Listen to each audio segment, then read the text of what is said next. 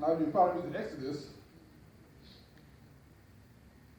chapter 2, verses 11 through 15, and then we're going to go over to chapter 3, verse 2.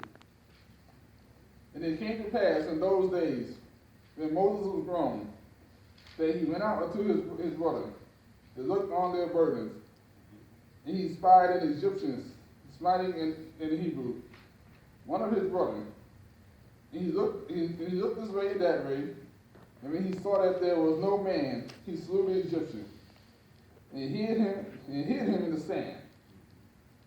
And when he went out the second day, behold, 2 men of the Hebrews strove together.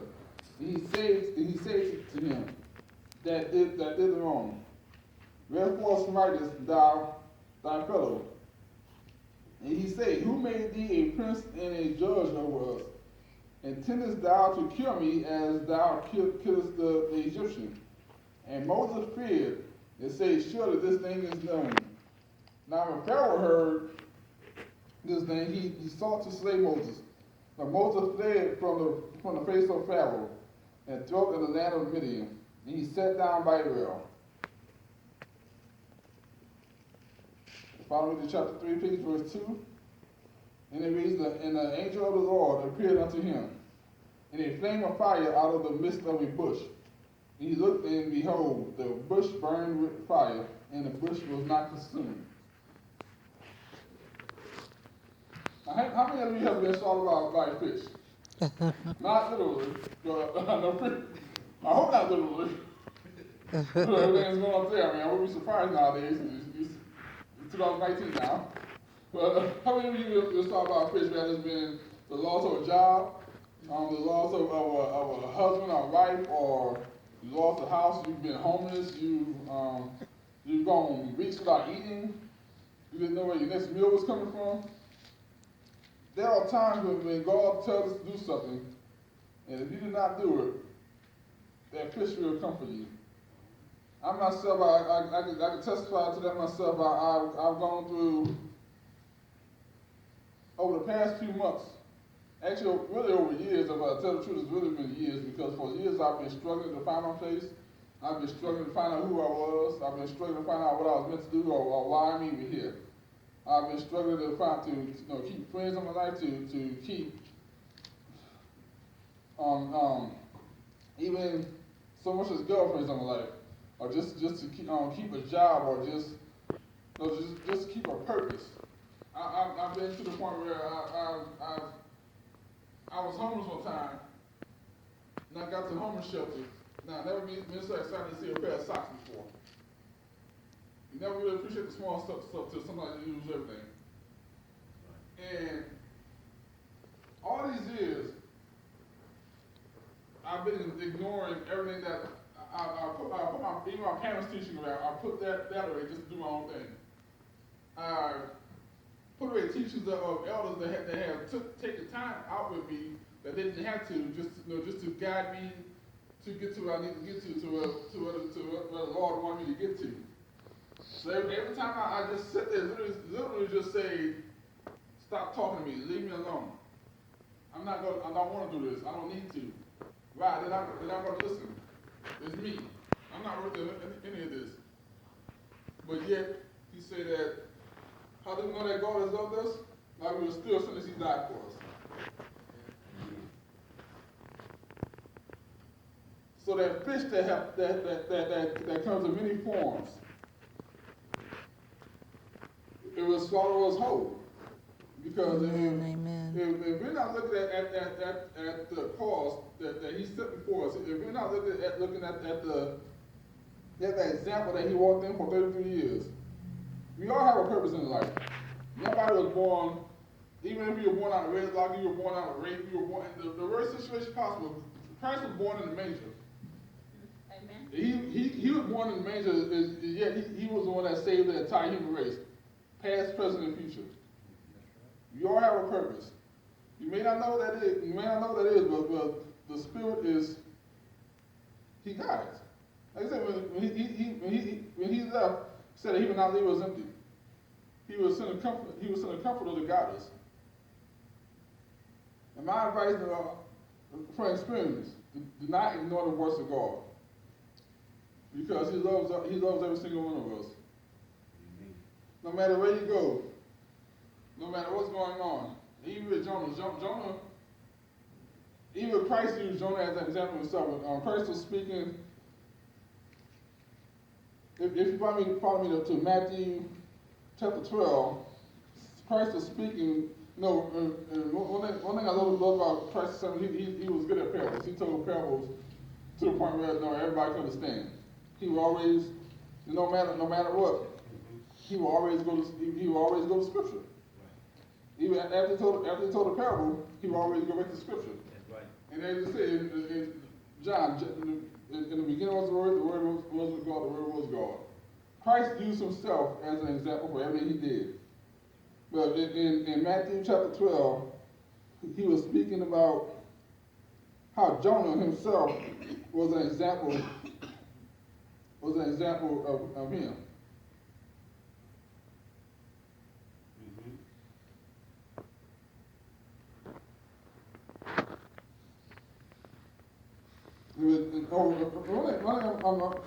Jonah's name actually means dove.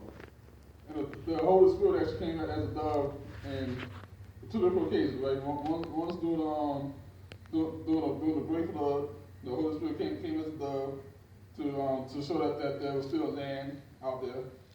And then once during the baptism of Christ, he came as a dove. And Jonah's name actually means dove. So Jonah.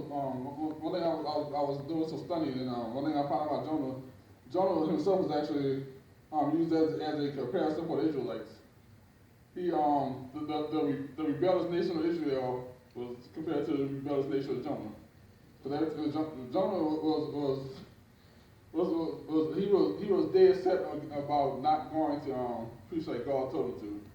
And he was actually also the very first, what we call today as a missionary to go to foreign lands. He was actually the first prophet that was sent to a foreign land to proclaim God's word. So Amen, amen. They said that why he was so against it, because before that all the prophets were actually sent to the basic, to somewhere around their homeland to preach. But he was actually the first one that was sent off to a foreign land. He was very. They said they used that as a comparison to the Israelites, because the Israelites they were so rebellious to the point where the first generation couldn't get to the promised land. God brought the Israelites out of so much stuff more than anybody else. They literally seen the power of God, but over and over again they still want to rebel. That's right. But in Matthew chapter 12, verse 40, Christ said, "For as Jonah was 3 days and 3 nights in the whale's belly, so shall the Son of Man be 3 days and 3 nights in the heart of the earth." Even through Jonah's rebellion, people were saved. Even while he was on a ship, every man while he was on a ship, every man cast. They were basically gambling to see who they could throw out while the storm was coming. They called out to their God, and nothing happened. They saw Jonah in the back. They asked him, "Pray to your God." And when they threw Jonah off the ship, they calmed down. That's right. They just showed that all the false gods that they were calling could do nothing compared to the one true God. Amen. To our great Jehovah. Amen. Nobody else compares. That's right. Nobody else compares. Amen. And sometimes it's like that's how the devil works. The devil will try his best to trick you into seeing everybody but God. Right. That's how he tries to get you, because he knows that if he can take your eyes, he'll get to the mind. If he gets to the mind, your soul will follow. Amen. Like I said, Jesus said that as the Jonah, he was swallowed up in the whale for 3 days. So shall he be swallowed up. He used Jonah himself as an example. He used Jonah himself as an example. That just shows that if you don't want to do what God wants you to do, he's going to get to go regardless. You can't stop right. That's right. What you can't do to make it easy on yourself is to do it from the beginning. Yes. So you won't go. But as humans, we're not going to do that. As humans, we're not going to do that. Right. Even Adam and Eve. the very first man and woman, they ran for God for the simple fact that they disobeyed. Uh-huh. God told Yes, Adam not yes. to eat of the fruit. Right. He said you can eat every tree in this garden except for the two trees in the center. Right. That's right. And because Satan got to Eve to tell him that no, God just doesn't want you to be as smart as he is. And Right. Eve got to Adam. Now some say because Eve it's Eve. I mean, if you're the only man and woman in the whole earth, your woman. Well, that's no excuse though. But if you turn me to Genesis chapter 3, verses 8 to 9, you'll see that Adam and Eve themselves ran for God, and it wasn't because they wanted for a purpose that they ran. Like I said, some people run for a purpose, some people just run for God because they're afraid of the judgment that would come. But God was so good to him, so good to Adam and Eve, that when he approached him, he didn't come with fire and brimstone. He came with literally just gentle footsteps. Uh-huh. Amen. And, that shows more God's mercy. Not only he died for us, but sometimes he won't just literally get you swallowed up, but he will just come and actually approach you because he asked. And so in verse 8, he reads, "Then the man in his life heard the sound of the Lord God as he was walking in the garden in the cool of the day. Mm-hmm. And they hid from the Lord God among the trees of the garden. But the Lord God called to the man, 'Where are you?' Right. That's right. Now God is on Lord. Mm-hmm. He didn't have to ask where he was. Right. Right.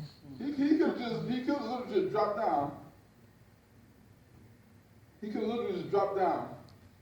Came with lightning, came with fire, came with a great storm, gushing wind, could have blew all the trees on the border, could have destroyed the whole border as a whole. But he was so nice and so merciful that he literally asked his own creation, Mm-hmm. "Where are you? Where are you?" Right. That's right. God is asking each one of us that today. So we Where all are get you? lost in our sins. We all get lost in the world. Yes. He's asking you right now, where are you? Where are you? Uh-huh. Where are you? Right. Yes. Are you where he wants you to be? Uh-huh. Hmm. Are you trying to get where he wants you to be? All right. Or are you walking away from him? All right. Hmm. And Moses, the reason I use Jonah and Moses because they are as we say, the two sides of the same coin. Jonah rebelled because he just didn't think that the people were worth saving. The city that God sent him to, at the time, it was the largest city in ancient history. Mm-hmm. It was the capital. It was the capital of Assyria. It was actually infamous for its cruelty. That's why God say that their wickedness had reached me. Everything that they were doing, they were wicked. Their punishment was death based on what was anything you did. They were bloodthirsty. And they were lustful. Mm-hmm. It was almost like another Sodom and Gomorrah. That's right. But he actually gave them a better chance. Mm-hmm. Now Moses, on the other hand, Moses fled because he didn't think he was worthy. But God appeared to Moses in a burning bush. Uh-huh. Now the burning bush, the separation between that and the rail. The rail literally swallowed Jonah. The burning bush was cool to the touch. Uh-huh. God showed his power. You remember back the day before Christ came, you had to go through the priests to get to God. The tabernacle, they would have to take the priest, tie a rope around his waist. They have about 3 or 4 men holding him back so that when he goes to the tabernacle, if he gets close, they can lay him out. Because if he got in the tabernacle, God was literally inside the tabernacle. His power was inside the tabernacle. And if you got too close, they would literally kill you. So they have to pull him back. At this time, God appeared to Moses. He used an angel to appear to Moses in the burning bush. But the angel inside the angel was the literal power of God, was the essence of God. But yet he was so gentle that you could see the power, you could see the fire, Mm-hmm. but it didn't burn. How many of you are going through fire but it doesn't burn? Hmm. How many of y'all have gone through depression, through anxiety, have lost a job but still kept your house, lost a job but still kept your car notes going, your lights haven't been cut off, Uh-huh.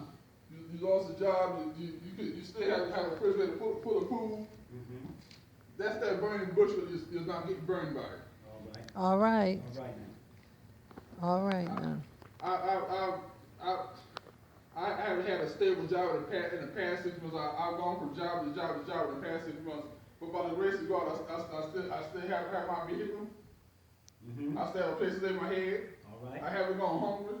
Give him glory. I still have clothes on my back. Oh, thank you. Yes, Father. Lord. My family still taken care of. All right. In some ways, I really told my fiance that I literally apologize to her because I know that because of me wanting, because of me being rebellious, there's some things that I know that she's gonna do something because of my rebellious nature. But at the same time, God has still kept us safe. Thank you, Lord. My sisters, I love my sisters like me. They not doing anything for me. Timmy and I, we talk a lot. We actually talk a lot more now in the past couple of years than we have since we was kids. But one thing I love about my sister, she has seen me go through almost everything, and she hasn't given up. And she has gone through some hard times herself, and God has still been there. Yes. I've seen people literally turn their back on me. I've had people lie on me. I've had people try to cost me a job that I kept for 3 years. I've had customers for 3 years. I literally had to go to work praying that I don't lose the job because of people, because of the lies and the schemes that they have. But even every time I come close to the brink of destruction, God has still kept me. Yes. God has put that burning bush in front of me, but He has still kept the food to the touch. Thank you, Lord. So I ask you today, how many of y'all have been in front of the burning bush or have been swallowed by a whale? How many of you know that God is still able? Oh, Yes, He is. Yes, He is. Yes, He ma'am. is. No matter what He sends you through, no matter what you go through, God is still able. I'll still able. He's able. If you are running from God for any reason, stop now. Amen. Let this be a turning point to turn around. Amen. You won't live a perfect life because nobody will. You've all sinned and fall short of the glory of God. But His love is infinite. Yes, yes. His wisdom is perfect. His plans are beyond our plans. We may not understand, but He's still there. Just as with Jonah and Moses. Moses, look about Moses. Even after he ran, he stayed in self-imposed exile for 40 years. But after that 40 years, he came back and freed his own people. So that just shows that you can run as long as you want to. When it comes down to it, what did God tell him? Go in front of Pharaoh. Go tell him what I said. Moses got to the point where he kept trying to argue with God. And God got mad, but he didn't. He just said, you know what? To take the water. There's no excuse. No excuse. Whatever excuse he come up with, whatever excuse I came up with. I don't even speak well. I'm still standing here. But God. But God. I've been told that I'll never make nothing out of my life. I've been told that I'll be alone for the rest of my life. I've been told that no matter where I go, I'm gonna be the laughing stock. But God has proved every single person wrong. Amen. Amen. If I would have listened to him, and as all knows, I did listen to him for the longest time, but thank God that he pulled me out of that. Thank you, Lord. He could do the same for you. Amen. You know, no matter what, he loves you. He loves you Yes. so much that he stretches his arms out for you. There's Yes. nothing that he can't do, there's nothing that he won't do. Amen. We all have a purpose. Yes. We all have a purpose, and if you're afraid, don't worry. He died to take that fear away from you. Amen. He died so that you may have access to the tree of life. Yes, yes. He died so that way your name will be written on that book of life. Say Amen. that. Yes. That way you can get it to the narrow gates. Amen. Thank you all for coming out. Benny, we're gonna open the altar. Anybody? Yes, sir. Yes, sir. Anyone that wants